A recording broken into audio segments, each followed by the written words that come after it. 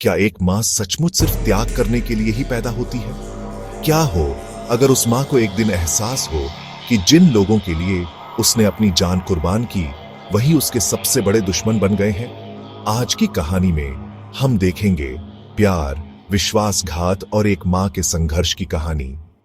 मेरा नाम मीरा बसु है। मेरी उम्र 58 साल है। कुछ लोग कहते हैं कि मैं एक सेवानिवृत्त शिक्षिका हूँ, लेकिन मैं कहती हूँ कि मैं एक खाली घर में रहती हूँ। मेरे पति 10 साल पहले चले गए।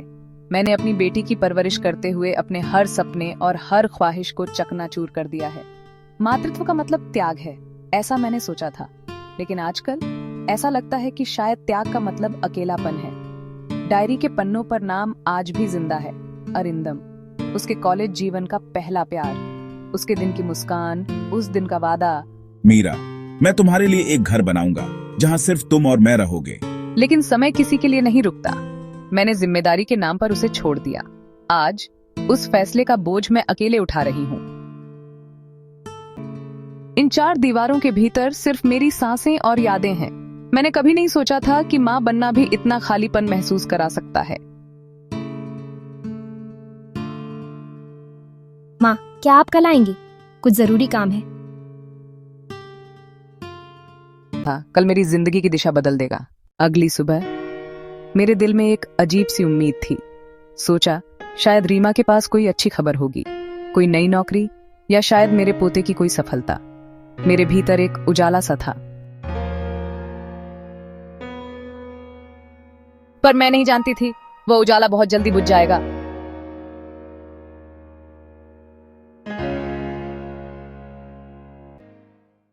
वह रीमा, घर तो बहुत सुंदर बना लिया है तुमने।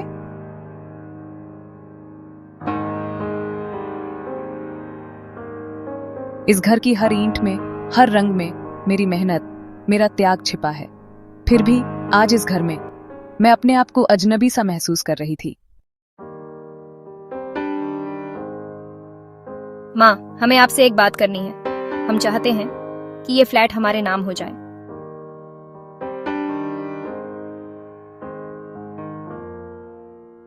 मतलब मैंने सोचा तुम लोग ईएमआई में मदद करना चाहते हो। नहीं माँ, हमें लगता है अपने ही घर में हम किराएदार जैसे हैं। आपने हमारे लिए ये फ्लैट खरीदा, तो फिर आपके नाम पर क्यों? दिल भारी हो गया। जो घर उनकी खुशियों के लिए बनाया था, आज वही घर मेरे खिलाफ खड़ा हो गया। रीमा, मैंने पीएफ कटाया है, गहने बेचे हैं, कर्ज लिया है इस घर के लिए। ये सिर्फ 4 दीवारें नहीं, ये मेरी सुरक्षा है, मेरा आखिरी सहारा। अगर तुम गिफ्ट डीड बना दोगी तो सब आसान हो जाएगा। तुम्हें पेंशन मिलती है, तुम्हें और क्या चाहिए?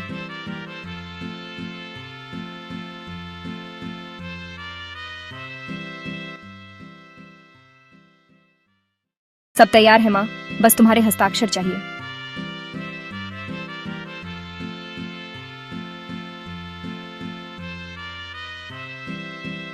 मैंने देखा ये मेरी बेटी का चेहरा है या किसी अजनबी का, जो कागजों पर नाम लिखवाना जानता है पर एक माँ की खून पसीने की कमाई नहीं समझता। उस रात मैं कुछ खा नहीं पाई। मेरी नजरें फाइल के हर पन्ने पर घड़ी थीं। उस लड़की की आवाज मेरे कानों में गूंज रही थी, माँ, मुझे बस आपके हस्ताक्षर चाहिए। अगले दिन मैं स्कूल के समारोह में गई। मैं भीड़, हंसी और तालियों के बीच से अंदर दाखिल हुई। अचानक एक जाना पहचाना चेहरा मेरी आंखों में उतर आया। मीरा, इतने सालों बाद भी मैंने तुम्हें पहचानने में कोई गलती नहीं की। मैंने ऊपर देखा और देखा अरिंदम। मेरी आंखों में चमक, चेहरे पर मुस्कान।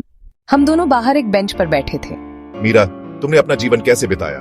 जिम्मेदारियों से भरा, त्यागों से भरा, अपने लिए बहुत कम। तुम अब भी पहले जैसे ही हो, लेकिन अब अपने लिए जीने का समय आ गया है। जैसे ही मैंने उसकी आंखों में देखा, मुझे लगा कई सालों बाद किसी ने फिर से मेरे दिल पर दस्तक दी। क्या तुम किसी दिन मेरे साथ कॉफी पर चलोगे? मैं धीरे से मुस्कुराई। शायद यही समय है अपने लिए जीने का। सुबह असामान्य रूप से शांत थी। मुझे पता था कि आज मुझे फिर से रीमा का सामना करना पड़ेगा। माँ, 11 बजे रजिस्ट्री ऑफिस आना मत भूलना। मेरे हाथ कांप रहे थे। मैंने जवाब नहीं दिया। मैंने चुपचाप अपना बैग पैक कर लिया। मैंने मन ही मन कहा, आज मैं सच बोलूंगी। जैसे ही मैं फ्लैट में दाखिल हुई, मैंने रीमा की आंखों में एक अनजानी कठोरता देखी।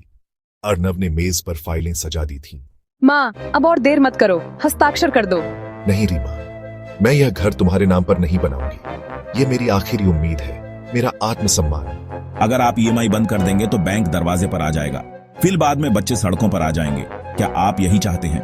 अगर आपको सम्मान चाहिए तो जिम्मेदारी भी लेनी होगी। हम आपकी भीख पर नहीं जीते। मैं जमीन पर गिर पड़ा, मेरा सिर जोर से टकराया, मेरी आंखों के सामने सब कुछ धुंधलाने लगा। जाओ, अभी इस घर से निकल जाओ। हार नहीं मानूंगा।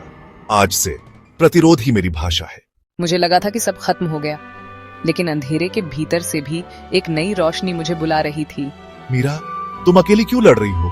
माँ, मुझे लगा था कि त्याग ही प्रेम है, लेकिन देखो, उसी त्याग ने आज मुझे जमीन पर गिरा दिया।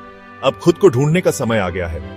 ये लड़ाई सिर्फ संपत्ति के लिए नहीं है, तुम्हारे सम्मान के लिए है। शायद अब सचमुच समय आ गया है कि माँ की पहचान को पीछे छोड़कर एक औरत के रूप में खड़ा हुआ जाए। कानून की नजर में यह फ्लैट तुम्हारा है, कोई इसे जबरदस्ती नहीं ले सकता। तो अब डरने की कोई बात नहीं है, मैं लड़ूंगी। आज पहली बार मुझे लगा मैं परित्याग के पिंजरे से आजाद हो रही हूँ। आरिंडा, कल कॉफी हाउस में मिलते हैं। मीरा, हाँ, इस बार अपने लिए मैं जरूर आऊंगी। आज मेरे जीवन का सबसे कठिन दिन है। एक तरफ खून के रिश्ते, दूसरी तरफ मेरी इज्जत। डरो मत, मैं तुम्हारे साथ हूँ। मामले का मुख्य प्रश्न, फ्लैट किसके नाम होगा? यह घर बेटी के परिवार के लिए खरीदा गया था, माँ के पास रखना बेकार है। हाँ, घर मैंने उनके लिए बनाया, पर हर पैसा मेरे खून पसीने से आया। मेरी पेंशन, गहने, नींद रहित रातें, सब मैंने दिया है। साक्ष्य के अनुसार फ्लैट पूरी तरह मीरा के नाम है, किसी को मजबूर नहीं किया जा सकता। तुम जीत गई मीरा। आज तुमने अपने लिए जिया मीरा। आज मैं सिर्फ माँ नहीं, मैं एक औरत हूँ जो अपनी गरिमा बचा सकती है। बलिदान का पर्दा उठ गया है, अब प्रेम और प्रतिरोध की नई कहानी शुरू होता है। क्यों 80% फैमिलीज ये एक्सपेक्ट करती हैं कि मदर्स हमेशा फॉरगिव करें और फाइट बैक न करें? क्या खुद को प्रोटेक्ट करना मदर का राइट है या रिस्पॉन्सिबिलिटी? चलो इसके बारे में बात करते हैं। इमेजिन करो, एक मदर जो अपनी फैमिली को सब कुछ देती है, अचानक डेंजर में फंस जाती है। क्या उसे अपने लिए स्टैंड लेना चाहिए या उसे किसी और के प्रोटेक्ट करने का वेट करना चाहिए? सोसाइटी अक्सर मदर्स को जेंटल मानती है, सोसाइटी उन्हें फॉरगिविंग मानती है और सेल्फ सैक्रिफाइसिंग भी मानती है, पर क्या उसे खुद को डिफेंड करने का राइट नहीं है? सोचो, अगर तुम्हारी मॉम ट्रबल में होती, क्या तुम चाहोगे कि वो साइलेंट रहे या चाहोगे कि वो स्ट्रॉन्ग स्टैंड ले? कुछ लोग कहते हैं कि मदर की स्ट्रेंथ उसके लव में होती है, पर रियल लव कभी कभी अपने लिए फाइट बैक करना भी होता है। तुम्हें क्या लगता है, क्या एक मदर को खुद को डिफेंड करना चाहिए? हमें नीचे कमेंट्स में बताओ। लाइक दबाना मत भूलना, सब्सक्राइब करना मत भूलना, बेल आइकन दबाना मत भूलना, और नेक्स्ट टाइम एक सिस्टर का रिवेंज अपनी फैमिली के लिए आखिरी सांस तक LED देखना।